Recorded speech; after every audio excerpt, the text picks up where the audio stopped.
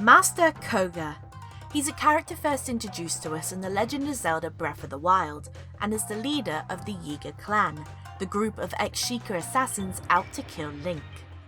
Throughout the game, as we bump into members of the Yiga clan, we slowly hear more and more about their leader from them, how he is strong and fearsome, someone to be prepared for when we inevitably run into him.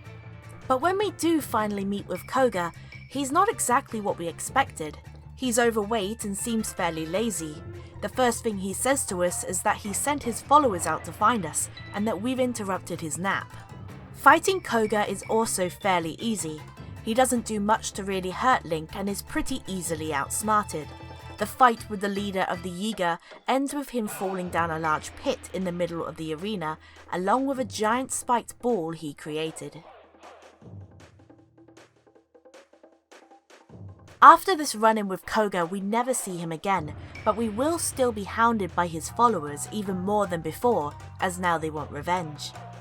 It's safe to say that by the end of Breath of the Wild, everyone connected with the leader of the Yiga clan believes he is dead, but I still think we may see him again. Hey Hylians, and welcome. Today I want to talk to you all about how Master Kohga could return in the sequel to Breath of the Wild.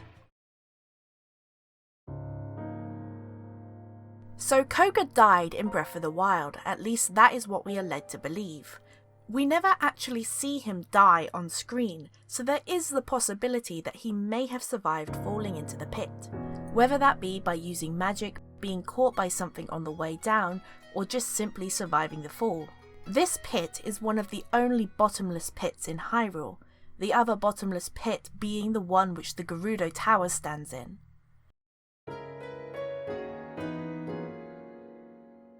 Bottomless pits are holes in the ground where you can't climb or glide down into. If you go too far down, Link falls and is teleported back to the surface. But just because the game doesn't let us go down within the pit, doesn't mean there isn't anything at the bottom of them.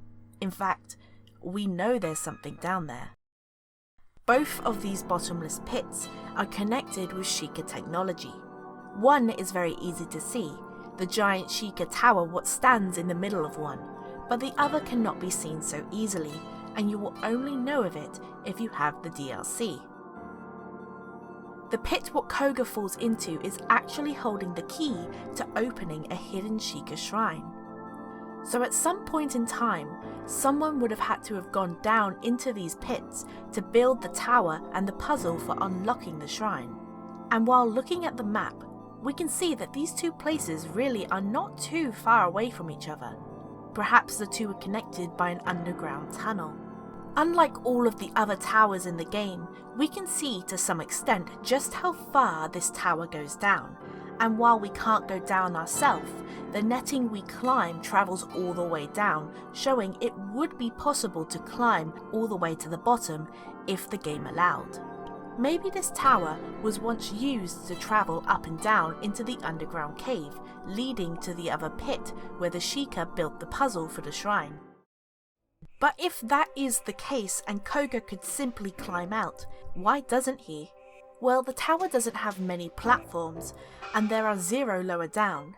It would be a struggle for anyone to climb that far. Maybe there were more platforms before the tower went underground, and when it came back up at the beginning of the game, many lower down had broken off. But Kohga is a Yiga, and we see both before and during the fight with him that he has the power to teleport around. So why doesn't he use his power to teleport out? Well, we can also tell when we first meet him, he's pretty lazy. He would rather nap than be out looking for Link after all.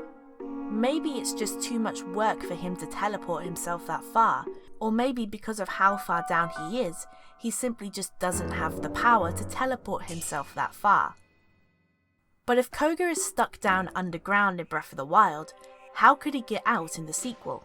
Well, if you've watched some of my other videos talking about Breath of the Wild sequel, you may have been reminded of some things I've said before when I talked about underground caves. I have mentioned before how I believe that under Hyrule are long lost forgotten caves, tunnels and temples, what were covered over hundreds of years.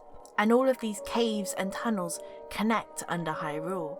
With the trailer for the next game showing us Link and Zelda clearly travelling underground within a large cave, this idea has since stuck with me even more. The area that Kohga fell into could be connected to many other places under Hyrule, and eventually will connect to the place where Ganondorf is sealed. Maybe once Ganondorf awakens, he does what he does in many other games, starts to construct an army, and while doing that, somehow comes across Kohga. The Yiga clan in a way dedicated themselves to Ganon, so if Ganondorf came across Kohga, I'm sure the leader of the Yiga would be all for working alongside the King of Evil. Kohga also would fill the role of a second-in-command to Ganondorf, what we have seen in many games. It's not uncommon for Ganondorf to have someone work alongside him. In Skyward Sword, the Demon King Demise, who would eventually become a part of Ganondorf, has Girahim. In Four Swords Adventures, Vati is working with Ganon. In Ocarina of Time, the twin Rover sisters are shown to be Ganondorf's most dedicated followers. And in Twilight Princess, Zant sees Ganondorf as his god. And speaking of Zant, both him and Master Kohga in ways are very similar. I'm sure I'm not alone when I say Kohga really reminded me of Zant, in the way that he was built up to be powerful and menacing, but turned out to be fairly childish. The two are even fairly alike in the way they sound and act. To me, Kohga would fit this role perfectly, and it would be interesting to see him come back. Maybe now working with Ganondorf, Kohga has the motivation to use all of his power on Link, and after Link pretty much led to him falling into the pit, almost killing him, now he really wants revenge. It could also be that when Ganondorf returns, he needs time to regain his power, so Kohga is sent out to attack and stall or even kill Link so Ganondorf can easily recover. But what could happen to Kohga if he did die? Is there any way he could still come back?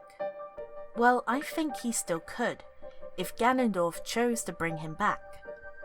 Ganondorf is very powerful, and though we don't know what he'll be like in this next game, if he has all his powers, it wouldn't surprise me if he could bring back Kohga from the dead. The malice we see in Breath of the Wild and the trailer for the sequel could also be a way.